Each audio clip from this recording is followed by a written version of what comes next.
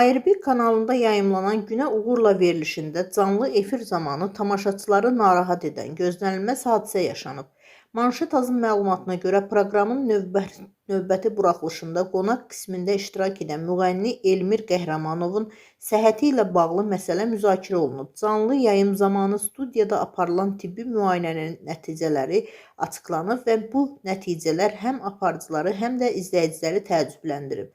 Verilişə dəvət olunan həkim Hacıyev Mərdəli sənətçinin sağlamlıq durumunun ciddi nəzarət tələb etdiyini bildirib. Onun sözlərinə görə Elmir Qəhrəmanov dərhal xəstəxanaya yerləşdirilməli və müalicə prosesi stasionar şəraitdə davam etdirilməlidir. Həkim qeyd edib ki, vəziyyətin daha da ağırlaşmaması üçün vaxt itirmədən tibbi müdaxilə vacibdir. Canlı efirdə səsləndirilən bu açıqlama studiyada gərgin anlar yaşadıb. Aparıcılar sənətçiyə dəstək ifadə edib. Tamaşaçılar isə sosial şəbəkələrdə narahatlıqlarını bölüşüblər.